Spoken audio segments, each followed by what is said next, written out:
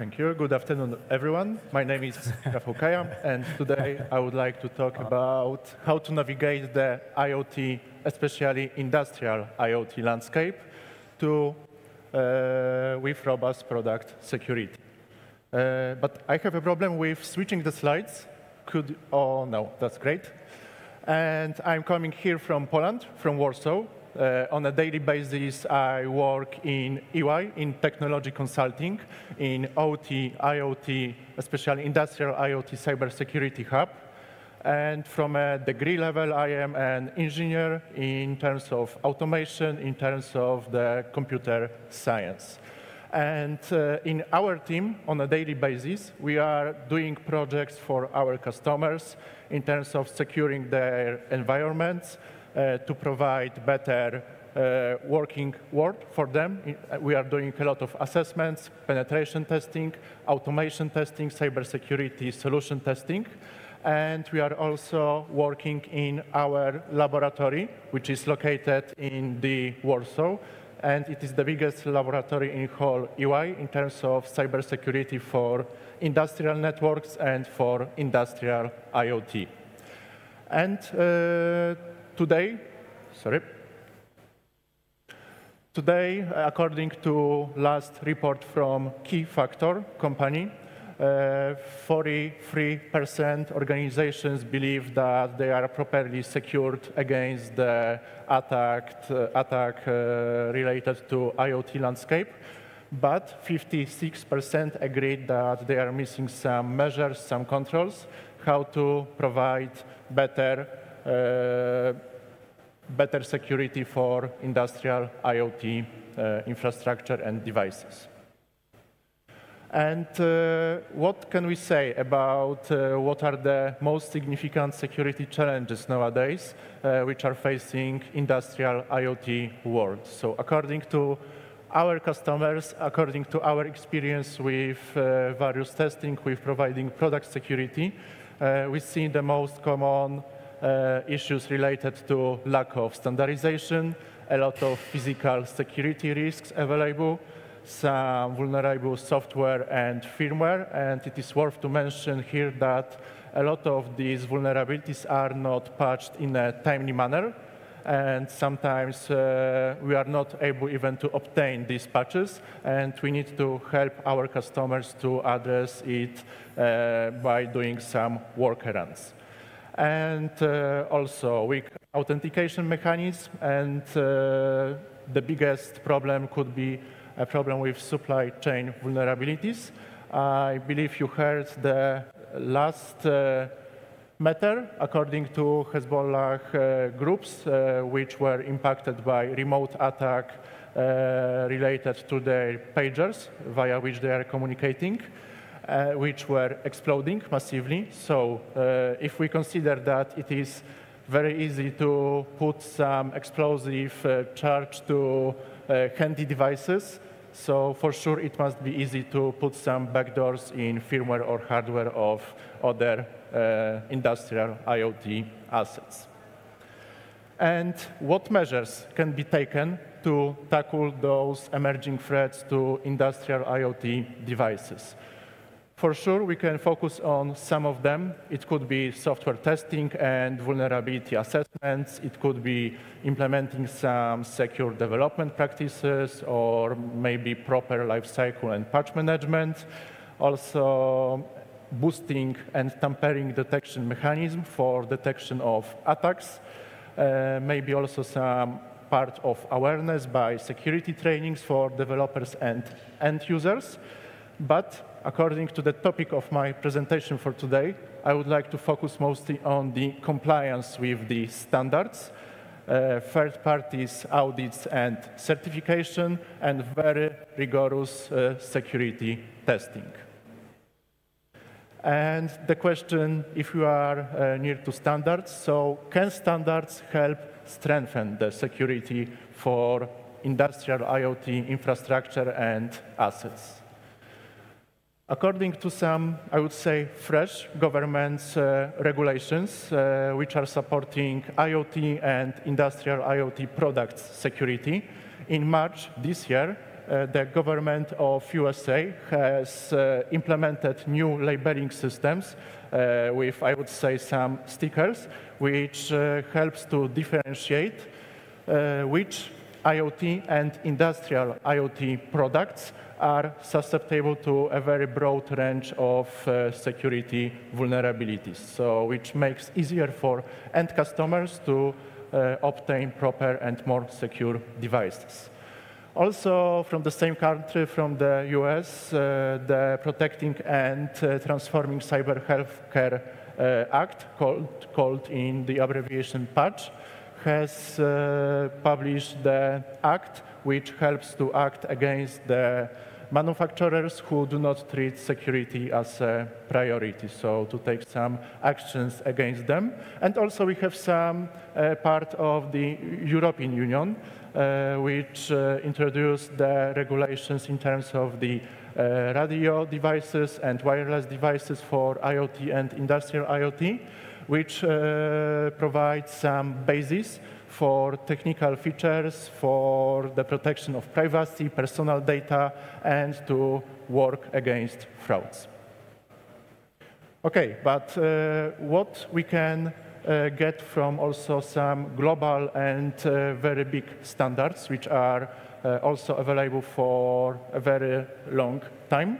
We have also IEC 62443, which is a standard related more to the industrial IoT networks.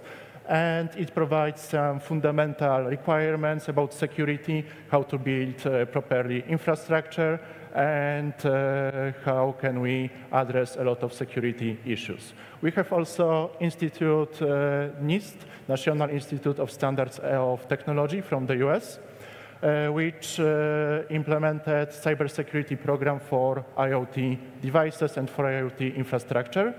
And it delivers some recommendations for device manufacturers and provides some cybersecurity baselines.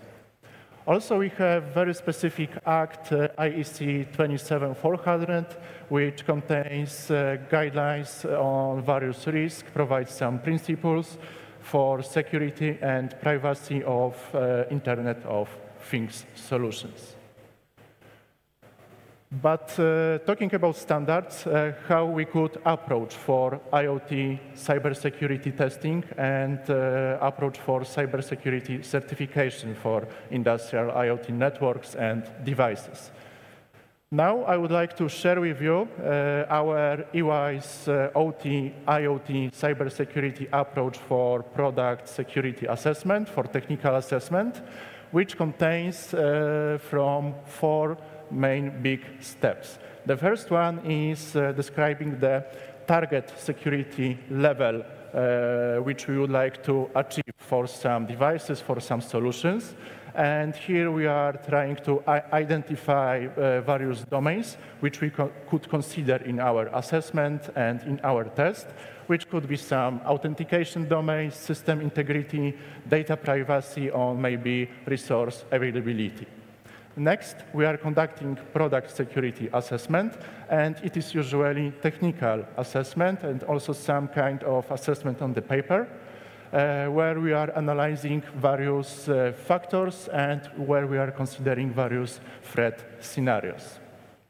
Next, after that, we need to create some product security roadmap for our customers, for devices, for manufacturers, for vendors, for whole infrastructure of industrial IoT devices networks, to consider how we can boost their security, how they can adopt the recommendations, and how they can be more resilient for cyber attacks.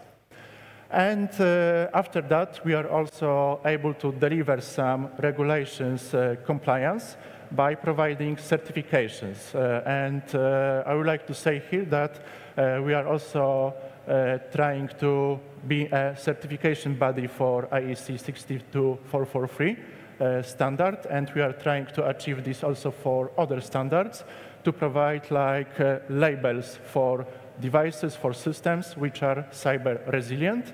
And all of this we are doing in our laboratory with our skilled engineers with certificates and by conducting technical assessments.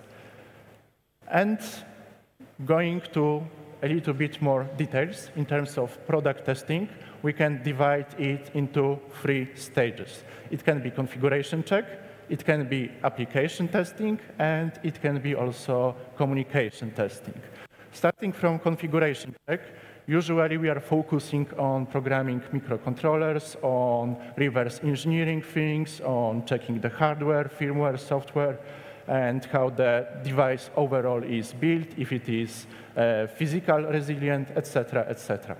Then, during application and communication testing, we are using a lot of cybersecurity tools, vulnerability scanners, and our own tools, which are built and programmed by us. And we are doing some web application penetration testing, infrastructure penetration testing, some functional manual tests, and we are always trying to understand the tested protocol system, because when it comes to IoT, here we have a very big variety of communication protocols, of solutions, devices, systems, so each of these things must be considered separately. And what findings can be discovered during such lab test scenarios? Most of them are covered by this slide. This can be some possibility to make reverse engineering, so basically saying firmware dump. Also, we can do some memory dump to steal the data from the device very easily. Authentication bypassing, some hardware backdoors, availability of very common CVEs, some weaknesses in communication, default credentials, additional functionalities availability, like having some test account additional, which was not erased or switched off, and many, many more of them. And now I would like to talk about some 3 use cases which are quite fresh from our testings and which were very, I would say, complex and very impacting on the infrastructure. First of them was testing of critical infrastructure measuring devices. These devices are used by a big distributor of media, and by media I mean providing gas, water, or electricity to our houses. And these measuring devices are installed in houses of end users and are sending measurements to distribution centers. So they are connected in the big industrial IoT network. And our customer asked us to test these devices, which were provided by their vendor. And we could gain access via SSH panel, via diagnostic tool, which was very easy to access. And we were exploiting a very common exploit. And we could go then to the rest of the network. So we could go to the other measurements devices, to the remote terminal unit, and also to the global distribution center. So the solution of that was with very happy ending, because vendor agreed that it is a really severe problem, and they have addressed that immediately, and they have resolved also much more vulnerabilities, which helped our customer to make their infrastructure more resilient. Second use case was about testing a gateway for industrial IoT communication. This gateway was communicating with Azure IoT Hub.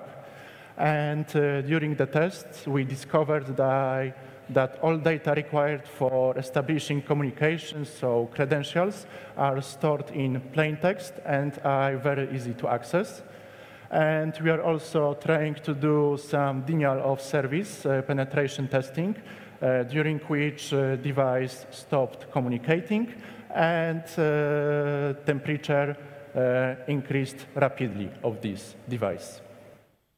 The last one, but not least, was testing of human interface devices for mining company. It was also industrial Internet of Things device. And these devices are used for vibration measurements during doing mining process. And they are sending data to the main global system, which protects people who are working there. And it came out that by connecting to this device a portable keyboard, because there weren't any measures implemented against USB attacks, we could easily turn off the main application for vibration measurement and get access to the whole system. So very easy thing, but it was not considered earlier. And what could be overall added value for all of us?